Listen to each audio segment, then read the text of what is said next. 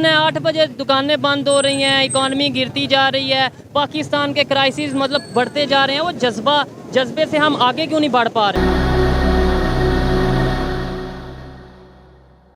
नमस्कार दोस्तों, स्वागत है आप सबका एक बार फिर से हमारे YouTube channel react for fun में। G20 की मीटिंग कश्मीर में ऑर्गेनाइज किया गया और ये पूरी दुनिया ने देखा। हाँ, कुछ कंट्रीज ने इसे अपोज किया, बट इससे कोई फर्क नहीं पड़ा। अब एस जयशंकर जी ने एक सवाल का जवाब देते हुए कहा कि कश्मीर की G20 मीटिंग को कोई अंडर एस्टिमेट ना करे, क्योंकि इससे जम्मू एंड कश्मीर को नेशनल मेन स्ट्रीम में आने के लिए एक बड़ी मदद मिली है। वैसे इंडिपेंडेंस के बाद जम्मू एंड कश्मीर पे हमेशा एक अनरेस्ट बनी हुई थी, बट मोदी जी ने एक ऐसा चाल चली है जिससे कि जम्मू एंड कश्मीर में हालत भी सुधर गया और पीओके के लोग भी ये मानने लगे हैं कि पाकिस्तान से उनको कुछ मिलने वाला नहीं है, तो इंडिया के साथ ही उनकी डेवलपमेंट और ग्रोथ हो सकती है। अब तो पाकिस्तान और वहां के लोग भी ये जान चुके हैं कि पीओके उनके साथ रहना ही नहीं चाहते। इसके ऊपर पाकिस्तानी पब्लिक का क्या रिएक्शन है, आइए वो देखते हैं। उससे पहले एक रिक्वेस्ट है कि हमारे चैनल को सब्सक्राइब कर दें, वीडियो को लाइक और शेयर करें। एक तो ये पता नहीं आपको किसने कह दिया कि हमारे लोग आईटी में compete नहीं कर पा रहे हैं। पाकिस्तान से बड़ा ज़बरदस्त हैवी स्टफ़ जो है, बदकिस्मती हमारी ये है कि यहाँ पे करप्शन इतने बुरे तरीके से जड़ें गाड़ चुकी हुई है। आपने यकीनन, आप मीडिया से रेलेवेंट है, आपको पता होगा इस बात का कि तकरीबन 7 लाख जो एक्सपीरियंस्ड स्टफ़ था, पढ़ा लिखा, they have gone to abroad now. सब गुस्सा करते हैं, मैं घर छोड़ के जा रहा हूँ। इंडिया में आप देखें, माइक्रोसॉफ्ट और टेस्ला और ओरेकल, एप्पल जितने बड़े बड़े टाइकून्स हैं दुनिया में, वो सारे they are opening their stores in India. और वो मैंने ये तो ये सुना हुआ है कि पहले वो they had come to Pakistan, वो पाकिस्तान आए थे। पाकिस्तान की गवर्नमेंट ने जिस तरह ये करप्ट लोग हैं, इन्होंने अपना बीच में हिस्सा मांगा, अपनी परसेंटेज मांगी, दे वेंट टू इंडिया और उन्होंने वहाँ पे उनको पूरा फैसिलिटेट किया है। अब बताइए कि क्यों पाकिस्तान कहाँ कम्पीट करेगा? इवन देन पाकिस्तान में इस वक्त बहुत सारा फ्रीलांसर काम कर रहा है। हाँ, ये कर लो पहले। According to my point of view, एक ही मेजर इशू है and that is corruption. Corruption इतने बुरे तरीके से हमारे इस वतन अजीज़ को खा चुकी हुई है और उसमें बहुत सारे इदारे मुलविस हैं। एक ना मैं नाम नहीं लूँगा, वरना वीगो डाला आ जाएगा। तो बंदा ये आजकल कह रहा है, क्या वजह पता नहीं। बल्कि एक बड़ी प्यारी मैंने पोस्ट पढ़ी थी, फिर मैंने उसको अपने वर्ड्स में लिखा कि दुनिया के हर मुल्क के पास आर्मी है और हमारी आर्मी के पास मुल्क है। तो आप समझ सकते हैं करप्शन इतने बड़े स्केल पे आ चुकी हुई है। क्या अदालतें, इंसाफ से बड़ा क्या होगा ना इस मुल्क में, लेकिन आपको पता है कि अदालतें बिकी हुई हैं। और वो बड़ी प्यारी किसी ने वो बात की हुई है कि the courts are riches, are bitches of the riches. कितनी बड़ी एब्यूसिव चीज़ है ये कोर्ट्स के लिए। बड़ी जल्दी मान गई ये बात। मेरे हिसाब से तो मसला कश्मीर कुछ भी नहीं है हमारे इस मुल्क के इंटरनल करप्शन के आगे।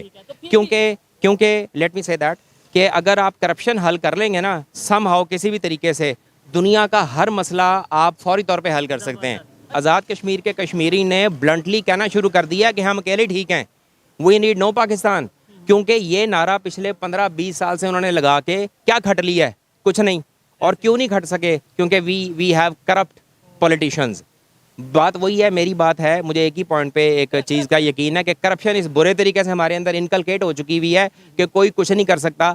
आप किसी पुलिसिया के पास चले जाएं, किसी सरकारी मुलाजिम में सरकारी दफ्तर में चले जाएं, आप अपना काम निकलवा के दे लें बगैर रिश्वत के। बेटा, तुमसे ना हो पाएगा।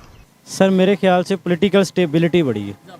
ठीक है, पॉलिटिकल स्टेबिलिटी होगी ना तो ये करप्शन का मसला भी सेट हो जाएगा। और ये जैसे शाह जी ने बात की है, कश्मीर का मसला वो तो हम हल करना चाहें ना तो कर सकते हैं, ठीक है, लेकिन हम हल करना ही नहीं चाहते। मतलब पाकिस्तान हल नहीं करना चाह रहा। डेफिनेटली हम लोग हल करना ही नहीं चाहते यार।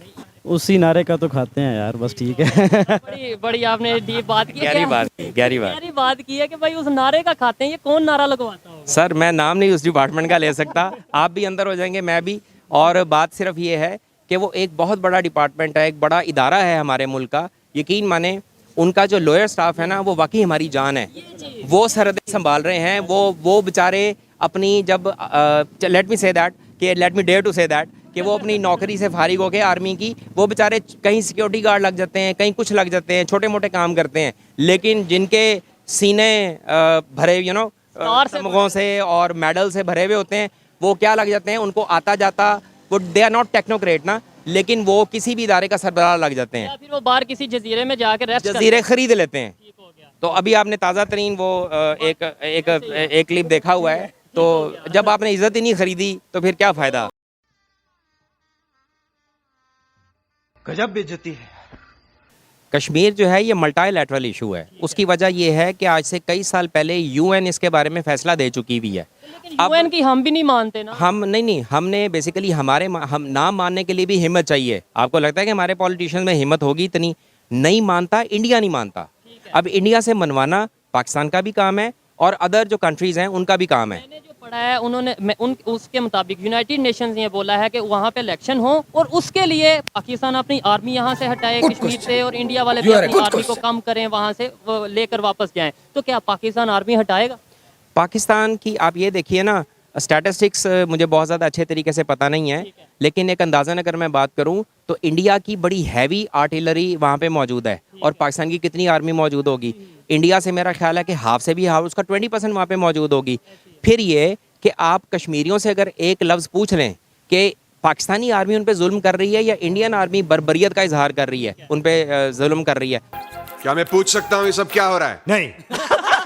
बिलीव मी, आप कभी वहाँ पे जाके खुद भी विजिट कर सकते हैं, वहाँ से पूछें तो वो आपको अदारे, एजेंसीज ऐसे कहते हैं कि उन्हें इतना डर होता है कि शायद ये 3 लोगों 4 लोगों में इनमें से भी एक बंदा एजेंसी का होगा। इस तरीके से वो कहते हैं। जी बिल्कुल, ये खौफ तो उनमें होगा, बिल्कुल होगा।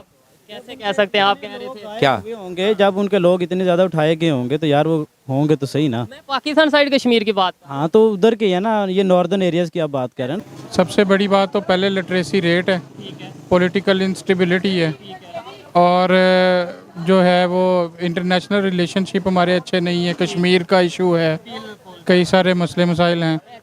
असल में हमने इसको शायद पॉलिटिकल मुद्दा ही बना दिया है।